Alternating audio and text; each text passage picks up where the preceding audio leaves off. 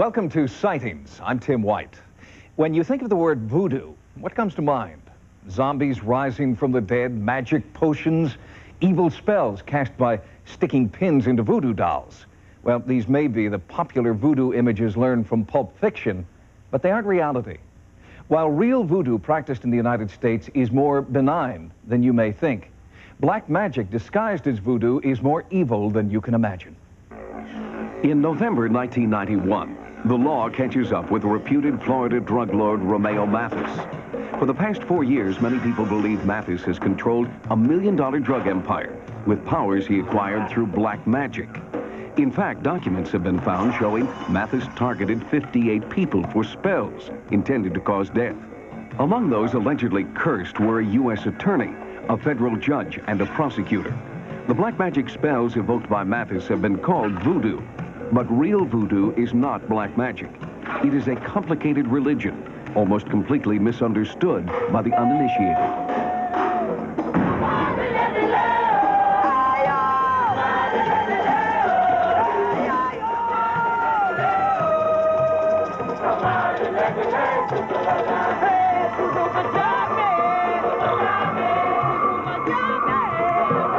Voodoo to Americans means black magic and zombies and pins and dolls.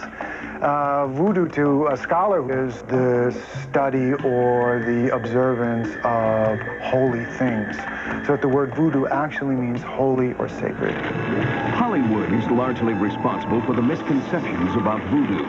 And tabloid journalists have taken one of the world's oldest religions and reduced it to a series of sensational headlines. True voodoo evolved from various African religions coming together during slave trading in the 19th century on the island of Haiti. After gaining independence from the French, Haitians brought their practice of voodoo out of the mountains and into the open. Haitians are 90% Catholic, 10% Protestant, and 100% voodoo. I don't think that Haiti would have been the first black republic. I don't think the Haitians would have achieved their independence without the religion of voodoo. Voodoo gave them solidarity which no other institution could have given them. Today, voodoo thrives outside of Haiti, kept alive in peristyles or temples around the world. In Philadelphia, the peristyle Haitian sanctuary is just one of more than 1,000 voodoo sanctuaries in the United States.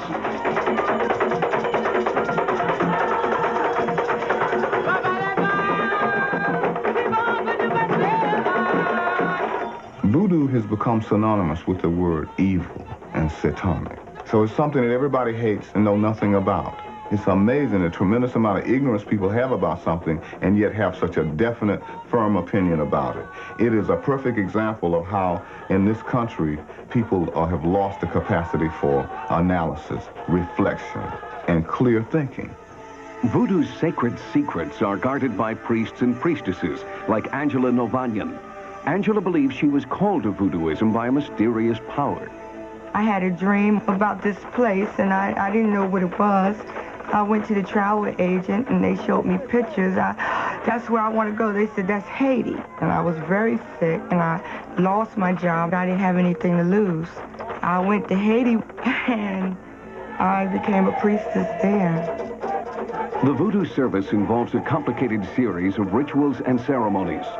Drumming and singing are used to call spiritual forces, or loas, to visit the congregation. Believers claim to have a direct line to the spirit world when loas temporarily possess the priests and talk through them.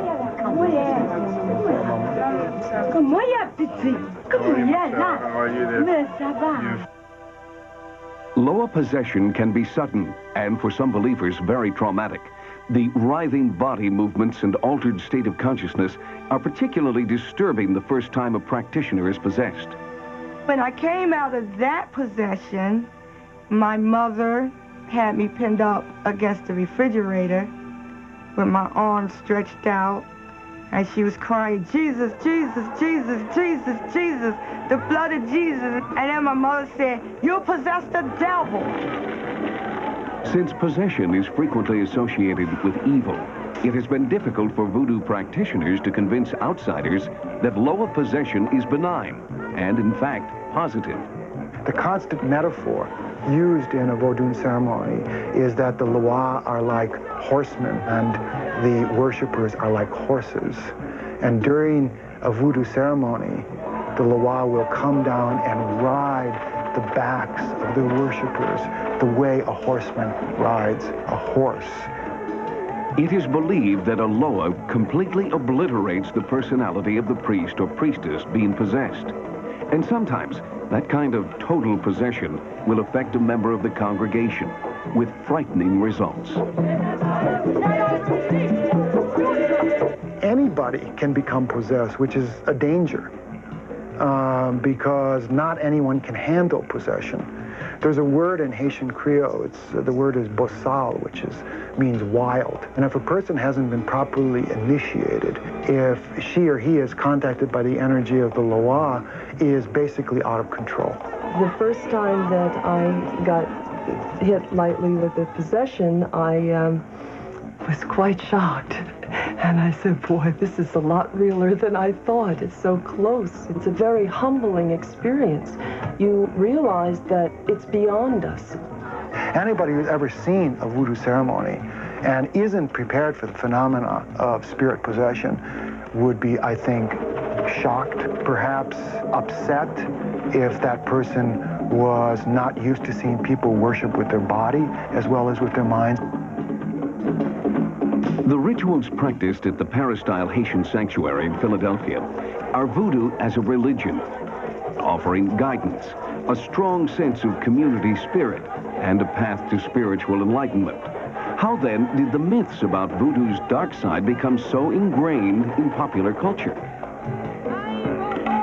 Some scholars believe it happened here in New Orleans early in this century, when voodoo was popularized, some say commercialized, by priestess Marie Laveau. One blue candle I brought as a special offering for the spirit of Marie Laveau, because blue was her favorite color, and she always wore a blue shawl. And that was the blue represented her great compassion and healing quality of the mother. All of the power structure of New Orleans came to consult with her, because as a voodoo priestess, of course, she was able to talk to the Loa. She was recognized as sort of the unofficial mayor of the city.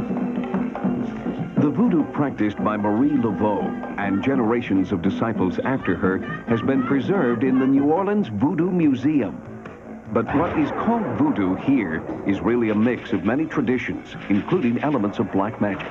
New Orleans voodoo is probably the most eclectic, because people came here from all of the islands, so they brought their tradition with them. And I think this is what's wonderful about New Orleans voodoo, because it really allows you to be creative, to express yourself through spiritual means.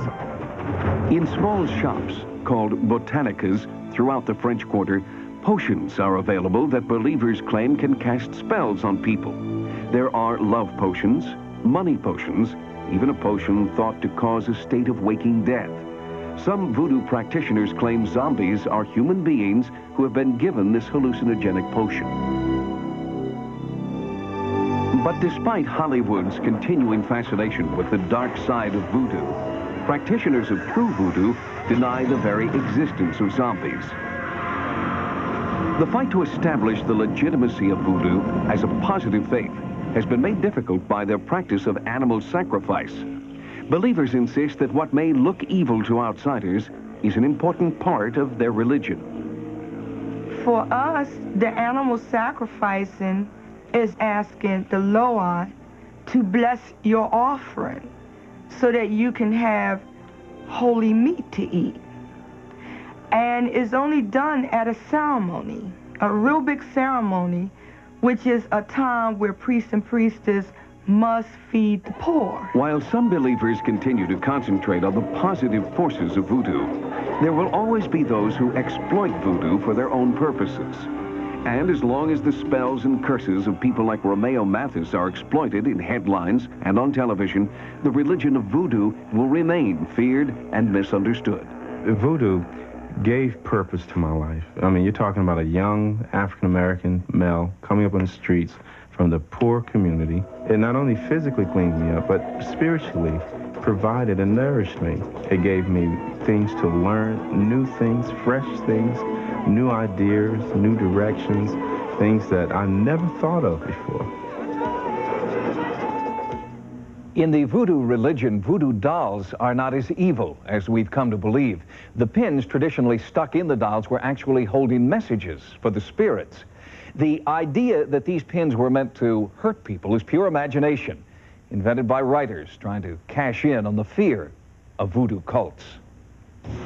Coming up, the psychic powers of healing and crime solving are alive and well in Russia. What's the secret? Meet the amazing Russian psychics next. With a sightings investigative team working in Russia, we've been intrigued by the amount of respect and credibility given to the paranormal by government agencies there. In Moscow, the Scientific Research Center for Traditional Medicine is conducting serious research into psychic healing. For them, psychics who heal illness are put into the category of traditional medicine. Red Square continues to symbolize the heart and soul of what used to be the Soviet Union. The military parades and communist presence of the past are gone now, but a team of psychics is free to meet to perform an exorcism on the evil spirits that they believe haunt the Kremlin and Lenin's tomb. Lenin's ghost is evil. He is still here with many other high-level communists who were buried in the square. It's our duty as psychics to purge the Kremlin of these demons who have a stranglehold on the people. Exorcising ghosts in a nation's capital may seem like a bizarre practice to Americans, but Russia is a land where psychic power is accepted by not only the citizens, but by the scientific community as well. This psychic claims that the supernatural energy emanating from his hands is so strong that he can control the needle of a compass. And beyond street demonstrations like this, psychics work with doctors to reportedly heal a variety of life-threatening illnesses. The Moscow Police Department regularly employs psychics in unsolved cases, including kidnapping, missing persons, and murder. The Central Clearinghouse for the Study of Clairvoyance and Psychic Healing is the Scientific Research Center of Traditional Medicine in Moscow. The center's director is Dr. Vladimir Galperin. Our center is a fantastic research and treatment clinic. After conferring with their own doctors, patients make appointments for sessions with our psychic healers. The healers meet with the patients and design a program that heals the person without drugs or machines. Our psychics are the best in the world and have documented results without even touching the person. Dr. Galperin backs up his claims with data and statistics from years of scientific study. He claims his psychics have had success with cases where medical doctors have given up hope. People with terminal illnesses see this center as their last chance. Every psychic on our staff is certified yearly by the scientific committee. They test the psychic's powers and verify their abilities. Only board-certified healers work here. We guard against charlatans and fakes. There's too much important work to be done. In addition to healing, the psychics working at the center have branched out into other areas. Here, Moscow police detectives ask the psychics' help in solving a missing persons case. A man came from Prisk to Moscow to visit relatives. After visiting, he disappeared without a trace. The number of unsolved crimes in Moscow has risen dramatically. Overworked police are using every means possible to solve crimes. So, you want to use our psychics as a means of finding the whereabouts of these people? Absolutely. We find less than 10% of these people using traditional methods. The police files are presented to the staff in a roundtable meeting. Dr. Galperin asks each psychic to focus on the energy of the victim. This is not black magic. Our psychics have gifts from God that they use to focus and interpret energy particles that are too small to be detected by standard instruments. They use photographs only as a tool to help them visualize. The observations of each psychic are recorded, and the results are startling. The group unanimously agrees as to the fate of the victim. They say that the man in this photograph was brutally murdered by organized crime because he knew too much. The psychic Podlyagan receives the clearest visions. And working with a Moscow street map, he indicates exactly where he believes the man's body can be found.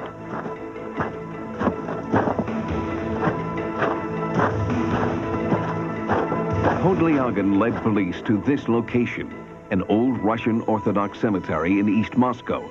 Strangely, cemeteries are a common hiding place for murder victims in Russia.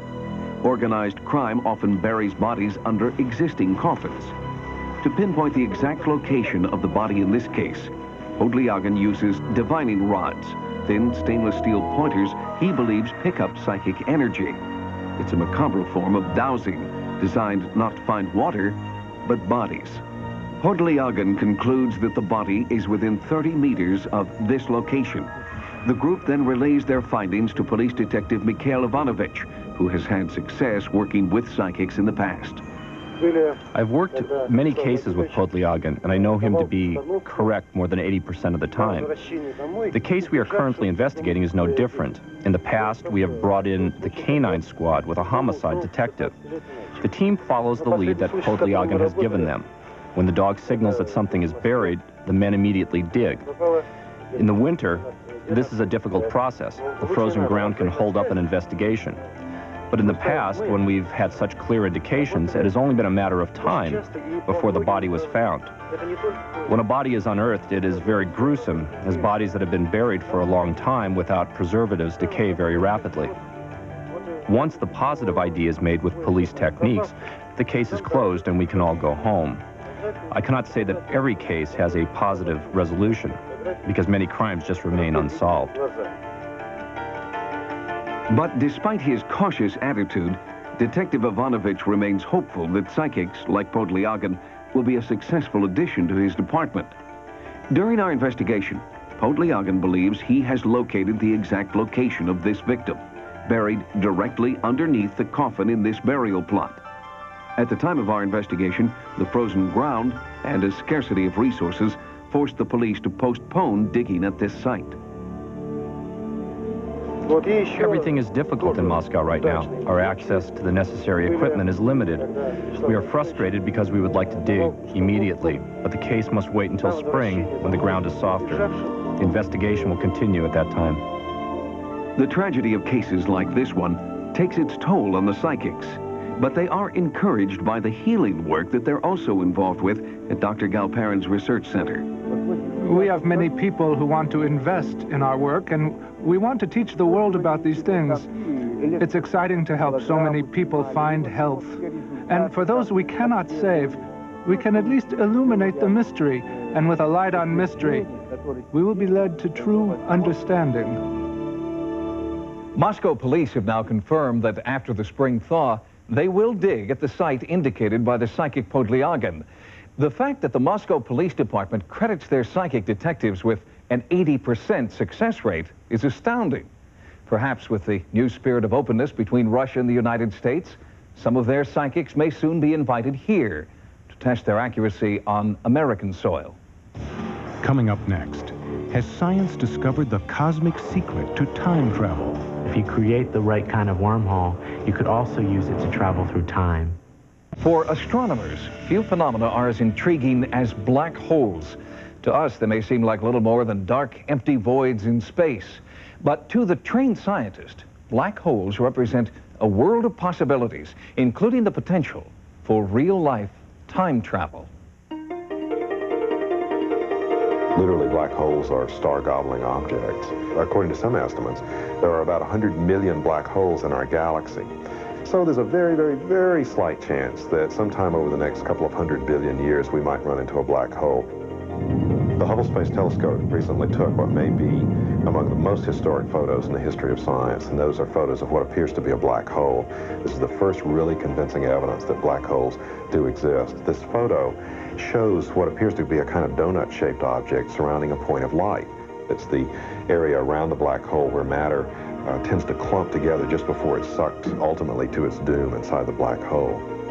Now that these new pictures have changed black holes from scientific theory to scientific fact, space researchers are exploring the possibility that theories about time travel and interdimensional space travel could also one day be scientific fact. For years, when people looked at black holes, they thought of them as time machines. What people are talking about instead now are things called cosmic wormholes, which are special cousins of the black holes. Although it has yet to be proven, scientists are pursuing the idea that wormholes are really tears in the fabric of space. Could these holes be the intergalactic subway tunnels of the future? If you create the right kind of wormhole, you could also use it to travel through time. If time travel is possible, then why haven't we been invaded by hordes of tourists from the future? Just as black holes were once only theory, scientists hope to someday prove that time travel is also possible. And they're looking to the stars for that proof.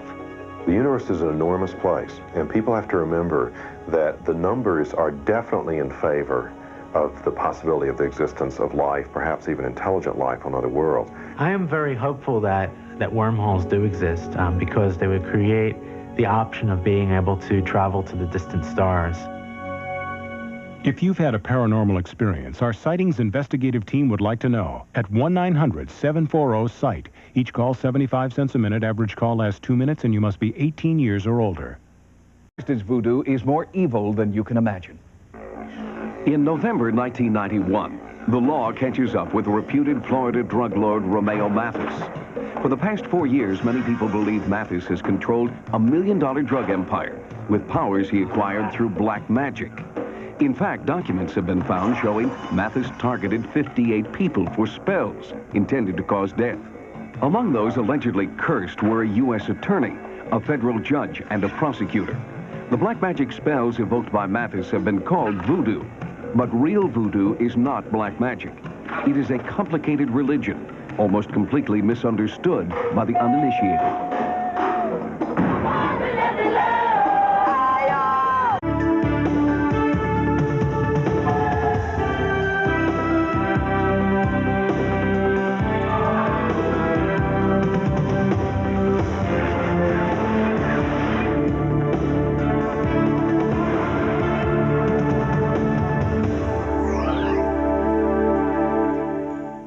Welcome to Sightings. I'm Tim White. When you think of the word voodoo, what comes to mind? Zombies rising from the dead, magic potions, evil spells cast by sticking pins into voodoo dolls. Well, these may be the popular voodoo images learned from pulp fiction, but they aren't reality. While real voodoo practiced in the United States is more benign than you may think, black magic disguised...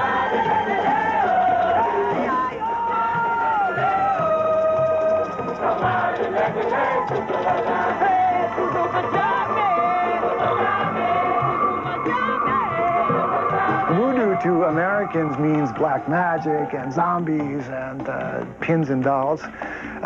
Voodoo to a scholar is the study or the observance of holy things. So that the word voodoo actually means holy or sacred. Hollywood is largely responsible for the misconceptions about voodoo.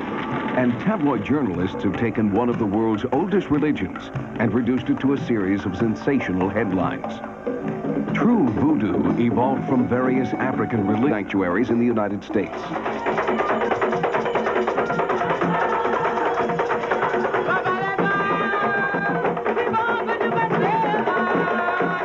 Voodoo has become synonymous with the word evil and satanic. So it's something that everybody hates and know nothing about. It's amazing the tremendous amount of ignorance people have about something and yet have such a definite, firm opinion about it. It is a perfect example of how, in this country, people have lost the capacity for analysis, reflection, and clear thinking. Voodoo's sacred secrets are guarded by priests and priestesses like Angela Novanyan. Angela believes she was called to voodooism by a mysterious power. I had a dream about this. Coming together during slave trading in the 19th century on the island of Haiti. After gaining independence from the French, Haitians brought their practice of voodoo out of the mountains and into the open. The Haitians are 90% Catholic, 10% Protestant, and 100% Voodoo. I don't think that Haiti would have been the first black republic. I don't think the Haitians would have achieved their independence without the religion of Voodoo. Voodoo gave them solidarity which no other institution could have given them. Today, voodoo thrives outside of Haiti, kept alive in peristyles or temples around the world. In Philadelphia, the peristyle Haitian sanctuary is just one of more than 1,000 voodoo